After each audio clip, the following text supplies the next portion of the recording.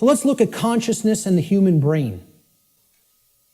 Consciousness is an intangible force. It's something that exists, but you can't really see it. Many people even have a hard time explaining what it is.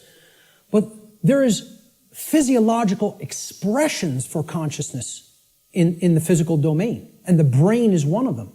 And of course, people will say, well, don't leave out the heart. Of course, the heart is also very important. Heart has an even bigger electromagnetic field than the brain and is tied into the physiology in an even more complex way than the brain is. But we need to understand the basic structure of the brain to understand the types of imbalances that go on within it that lead to these debilitating conditions within humanity that continue to create suffering for us. And also, what these belief systems do is they prevent the activation of the heart and the actions, of care and action.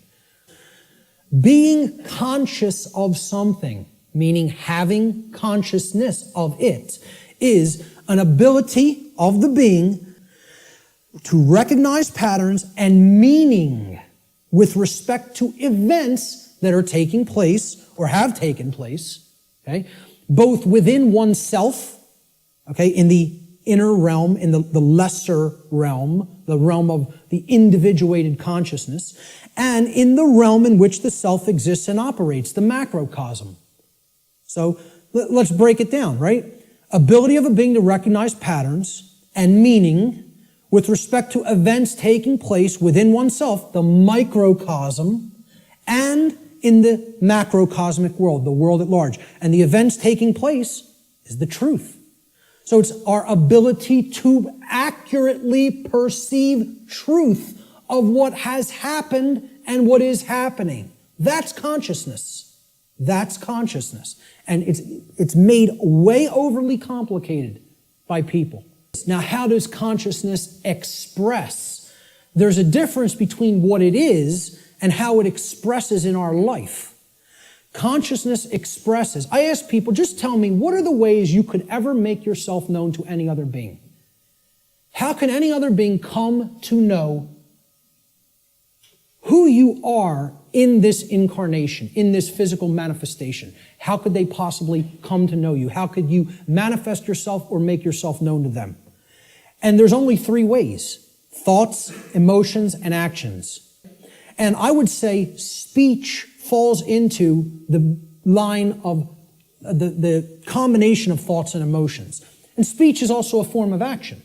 I'm using force to, make the air flow over my vocal cords to make sounds come out so that you can hear what the concepts I'm trying to express. So it is a form of action. And it derives from what we have thought up to this point and the emotions that we have, and we could express it through speech. So thought, emotion, and action. Thought you have to look at as the creative force that is the expression for consciousness within the individual. So it's a neutral force. You don't look at your thoughts as masculine or feminine, do you? But you do look at them as creative forces. In order for anything to manifest in the physical domain, it had to first exist as a thought.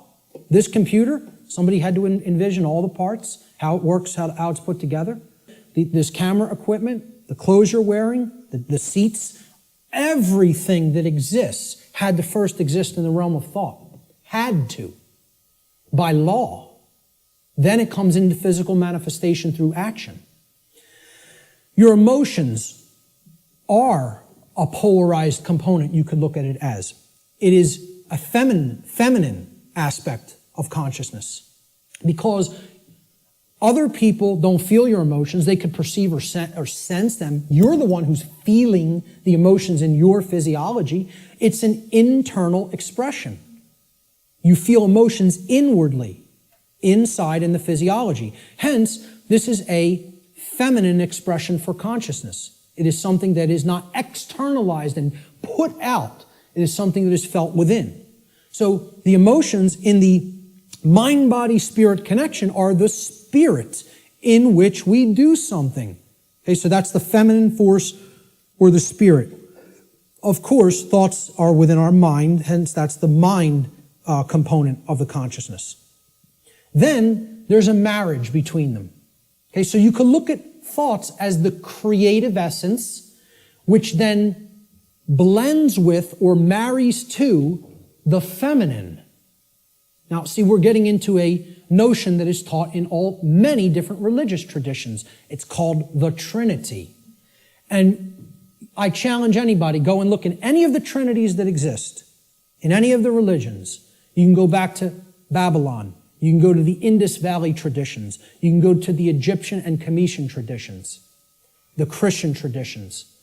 Every single religious tradition that has talked of a Trinity, okay, it is always a Father Creator, a sacred feminine figure, okay, of some kind that the Father then impregnates or inseminates in some form.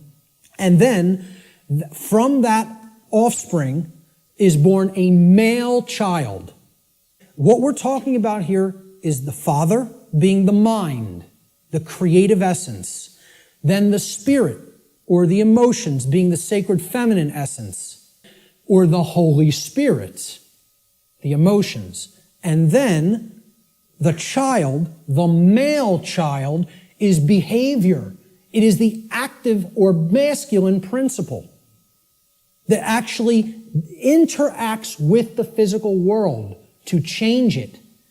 And hence, that is the only way to actually save ourselves. And people in religious thinking will immediately attack this and say, you're saying that saving ourselves will not come through faith. Yes, I am. Saving ourselves will only come through action. Action will save humanity. And I'm not telling you there's no good concepts in any religion. I say take all the good concepts and leave the nonsense. Because one of the nonsense is that you need to believe in something to be saved from the current human condition. You don't need to believe in a thing.